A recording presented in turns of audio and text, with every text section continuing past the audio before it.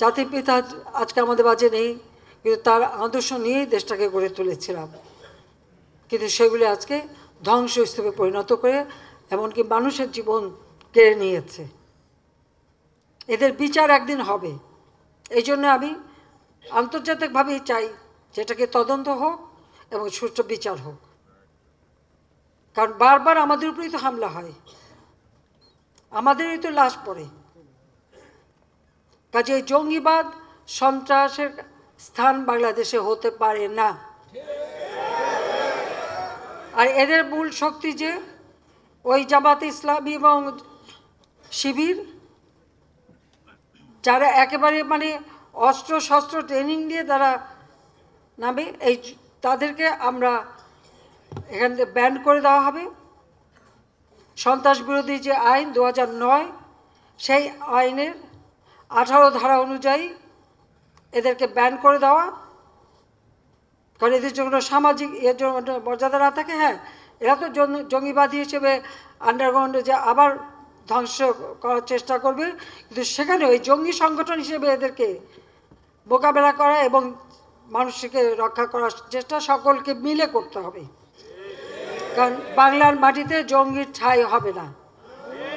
সেইভাবে আমাদের সবাইকে সজাগ থাকতে হবে। আমি দেশবাসীকে সেই সজাগ থাকতে চাই এবং তাদের আমি সহযোগিতা চাই, তাই আমি দেশের মানুষের সহযোগিতা চাই।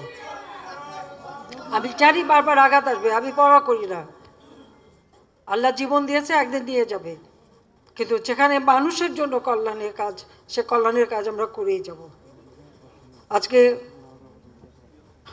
1 আগস্ট, এই মাসটাই খুব কষ্টের।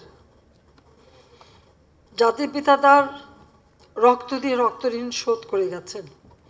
আমরা এই 15 আগস্টের পর থেকেই, যখন থেকে রাজনীতি চালু হয়েছে, আমরা এই 15 আগস্ট উপলক্ষে রক্তদান কর্মসূচি হাতে নিয়েছি এবং আমাদের এক একটা কর্মসূচিতে আমরা এক একটা আমাদের সহযোগী সংগঠনকে দায়িত্ব দিই। কৃষক লীগের উপরই দায়িত্ব। তাই 1 আগস্ট রক্তদান কর্মসূচির মধ্য দিয়ে এই শোকের মাসের কর্মসূচি আমরা পালন করি। আমি আহ্বান জানাবো আমাদের নেতাকর্মী যে যেখানে আছেন, একেবারে ইউনিয়ন পর্যায় পর্যন্ত, ইউনিয়ন, উপজেলা, জেলা, প্রতিদিন এই আগস্ট মাসে আমাদের সকল আওয়ামী লীগ এবং সহযোগী সংগঠন তাদের বিভিন্ন কর্মসূচি থাকবে। এই শোকের মাসে শুধু শোক জ্ঞাপন না, মানুষের জন্য আমাদের কাজ করতে হবে, মানুষের পাশে দাঁড়াতে হবে।